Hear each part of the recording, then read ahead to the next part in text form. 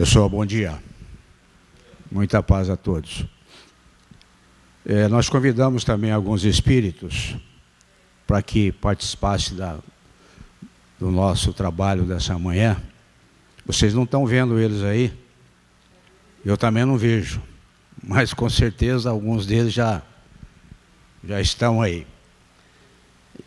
Nós assistimos certa feita uma palestra aqui de um cidadão, e ele fazia referência a isso, aos espíritos, e ele até encheu a bola dele, dizendo que ele estava vendo fulano, ciclano ali, né?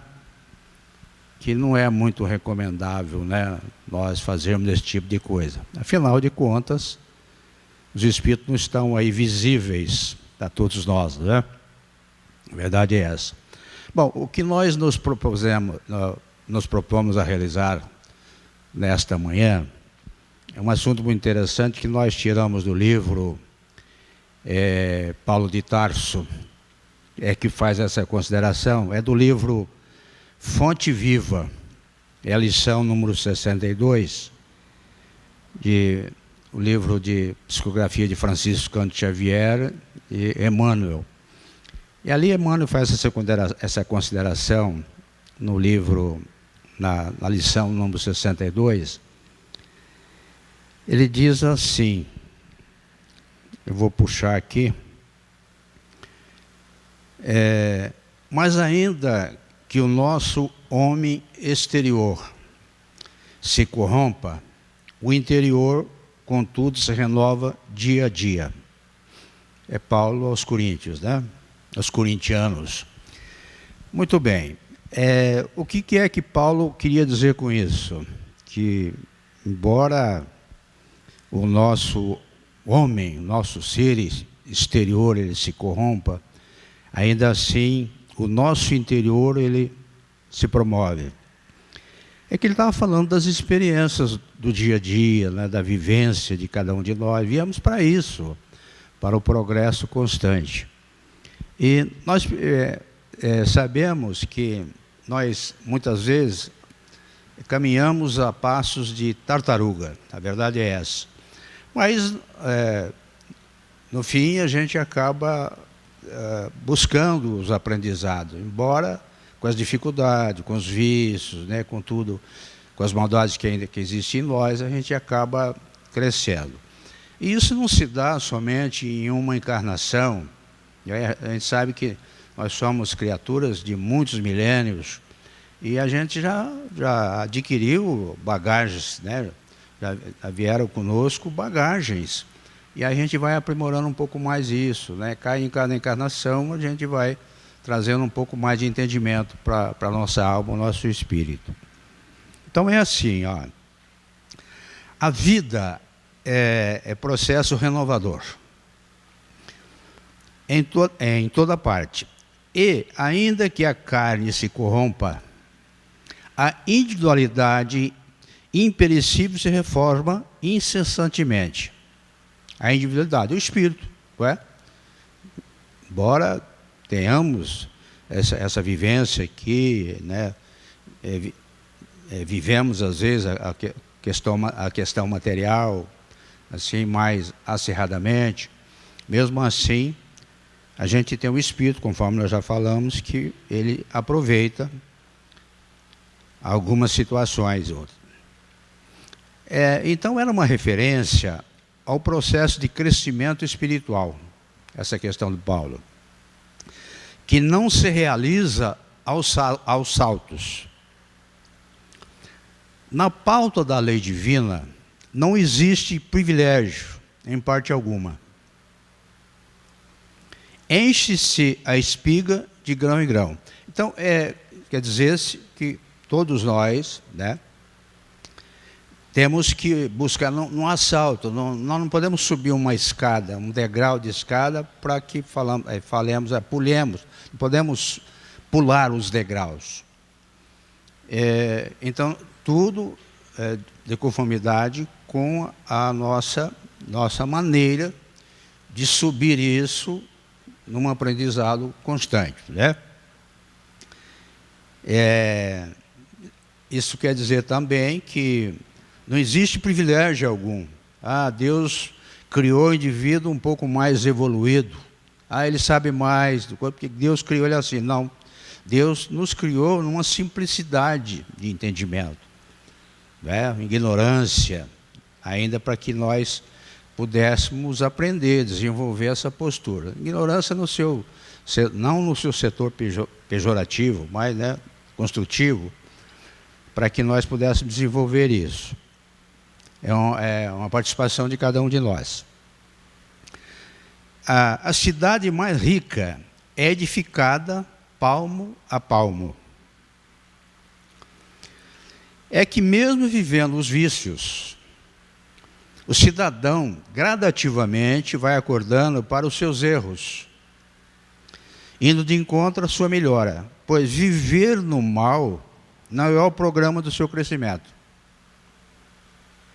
Então muitas vezes ele entra em vício, entra em situações e tal, mas ele acaba acordando para aquela realidade, né? Porque aquele não é o caminho dele, ele acaba acordando. Acho que Paulo fez essa referência que a gente cresce gradativamente.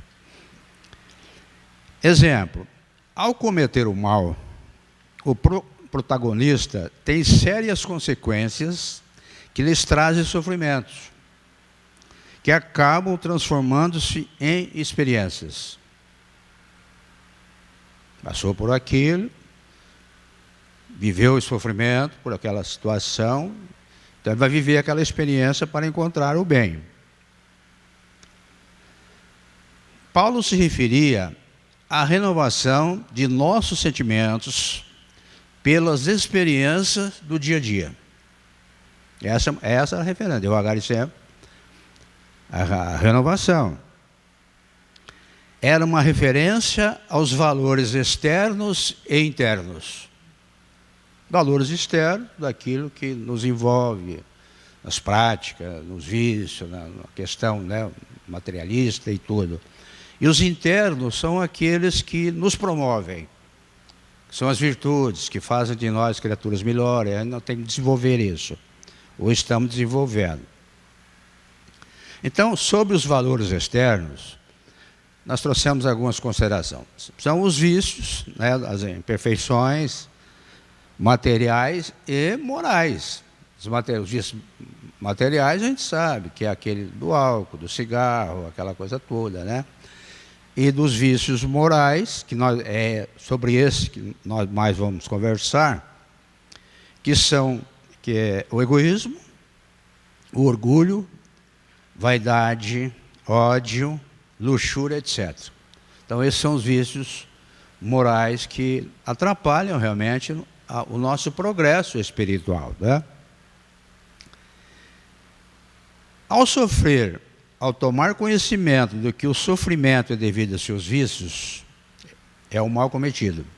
O indivíduo vê a necessidade de mudar os seus procedimentos, tornando-os melhores. É como se ele estivesse recebendo uns sermões, né, uns cutucões. Olha, você não está no caminho certo. Tá? Ele acorda para essa realidade e vê que realmente o sofrimento dele está por conta disso. Tudo o que é mal é contra a lei de Deus, ou contra as leis. E tudo o que é bem é a favor das leis de Deus. Né? Para que as pessoas que não ainda estejam nesse caminho errôneo possam entender assim. Mudando os seus hábitos, encontrará o bem, que são os valores internos, que são as virtudes, qual nós já falamos, né? Pois bem, o Espiritismo nos aconselha a fazer prevalecer a vida moral sobre a vida material, ou seja, combater os vícios e enaltecer as virtudes. Né? Prevalecer a vida moral sobre a material é dar um basta aos vícios, né? Achatar os vícios e fazer desenvolver aquilo que é bom em nós, que são as virtudes, a paciência, a calma, né? A caridade e toda essa questão aí. Então, era uma referência aos valores externos e internos também, que nós já havíamos visto através de Sócrates, né, que falava sobre isso.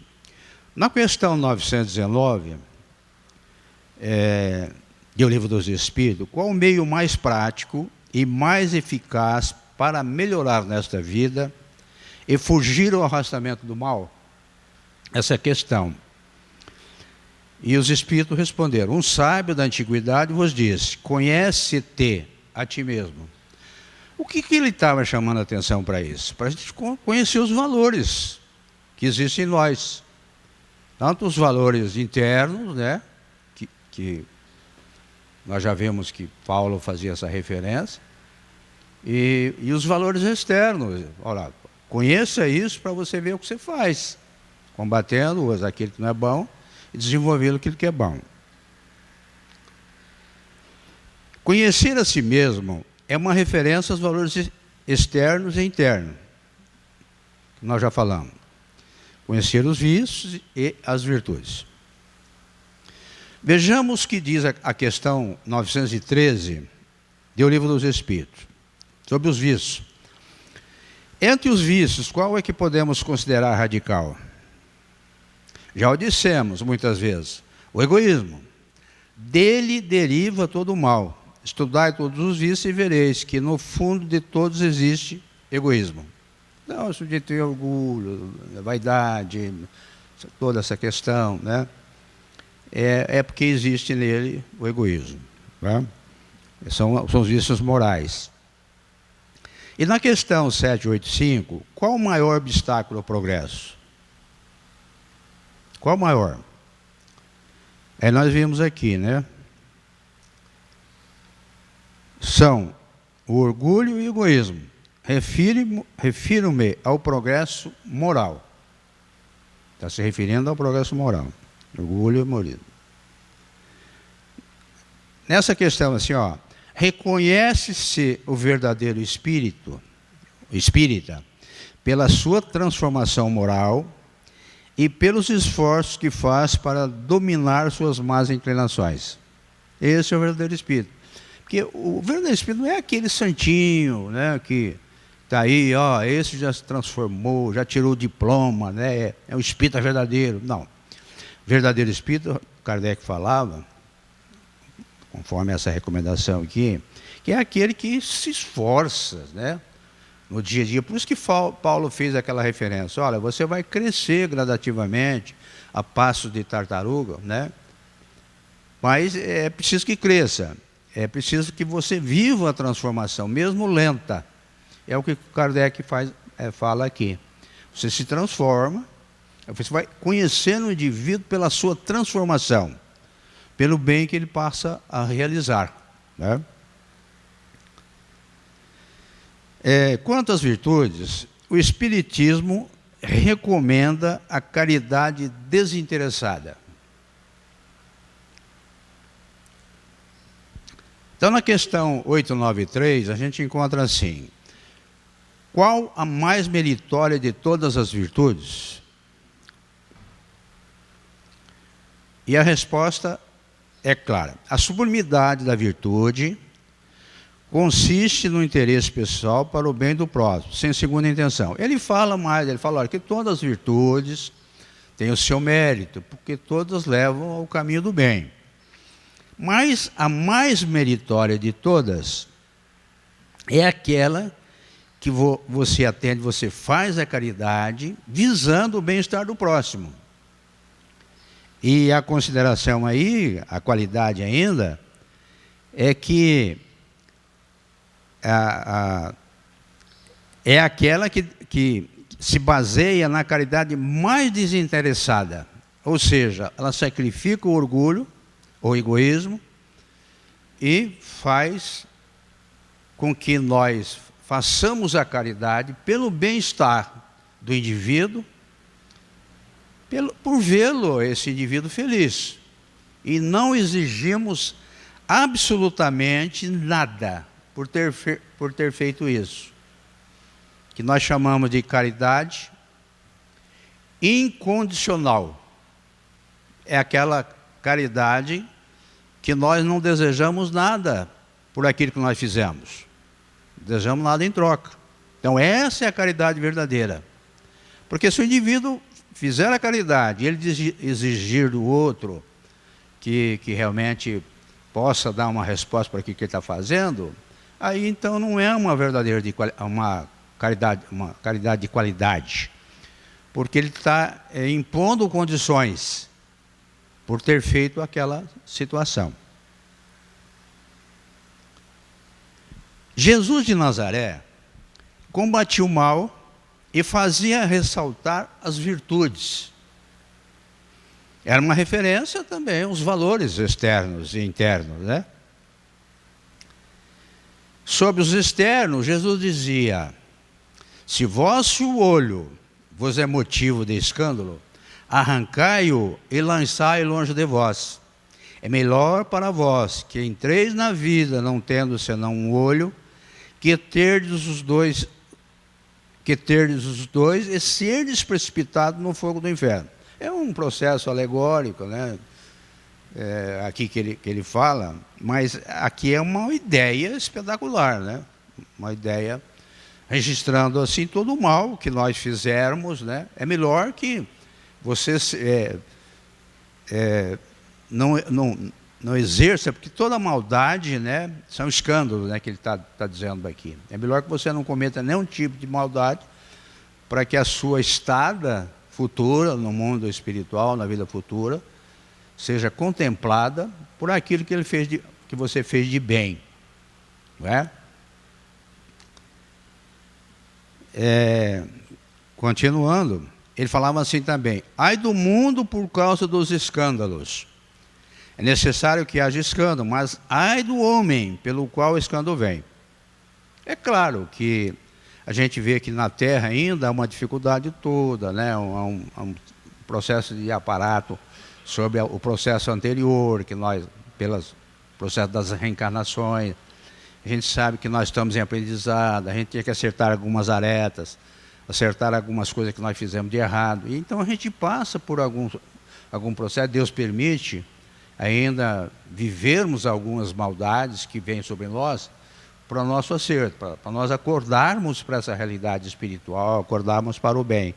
Então por isso que Jesus falava, é preciso que haja ainda essa situação. Mas cuide para que você não seja o autor delas. Que não seja você aquele que cometa o mal. Então nós temos que combater o mal pela raiz aqui, para que nós no futuro não tenhamos que passar por essas situações. Porque quando ele fala de escândalo, também ele está se referindo, de uma forma geral, a todo o mal que pode reinar sobre a terra. E sobre os valores internos, Jesus dizia assim: o reino de Deus está dentro de vós. Mas foi Jesus que falou. Ora, o reino de Deus está dentro de nós. É preciso desenvolvê-lo. Vós sois luzes, dizia Jesus. Vós sois o sal da terra. Olha a importância que ele dava a nós outros. Quando nós qualificássemos os nossos atos, obviamente. Deixar vir as minhas criancinhas, pois o reino dos céus era para aqueles que lhe assemelham. Deixar vir as minhas criancinhas, ele fazia uma referência, o reino dos céus, para nós outros, termos a semelhança de uma criança inocente, sem mácula, sem erro. Então, aí estaremos promovendo uma situação interior que se assemelha a uma criança que não tem esse tipo de erro. Então, é um reino que a gente constrói. Então, ele era uma referência mesmo às virtudes que Jesus fazia, que são os valores humanos, né, de uma forma geral, que é o bom humor, a alegria de viver, a compreensão, a paciência, a benevolência, a indulgência, perdão. Veja, são qualificações, são qualidades, são virtudes outras que realmente vão nos promoverem aqui na Terra, né? E humildade, ainda amor. caridade. Acabou?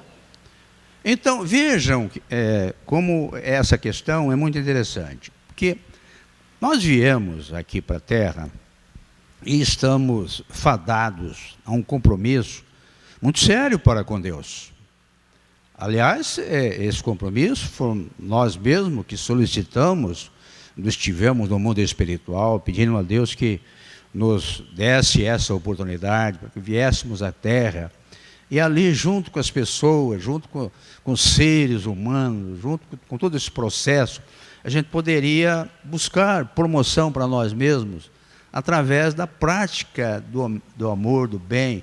Haveríamos de passar por muitos testes de experiência aqui na Terra, mas esses testes seriam bons para nós, como uma forma de nos despertar para essa realidade do amor, de fazermos a caridade, de atender o indivíduo com carinho. Aliás, existe uma palavra-chave para tudo isso, né? Que é a bondade. Todos nós que caminhamos aqui na Terra, se tivermos essa instrumentação, que chama-se bondade no coração, nós vamos ter uma facilidade muito grande para se relacionar com os nossos irmãos. Porque o bem que nós vamos fazer para ele, tudo aquilo que nós agimos em forma de bondade, é natural que o indivíduo vai fazer para conosco. Aquilo que nós queremos fazer para ele, ou vamos fazer para ele, e também acaba fazendo para nós. E é assim que se dão os bons relacionamentos aqui na Terra, respaldado pelo amor ao próximo. Que continuemos o nosso domingo em paz, sob as bênçãos de Deus. E muito obrigado pela presença de todos. Estejamos aqui em outras oportunidades, assim que Deus permitir. Muito obrigado, um bom dia.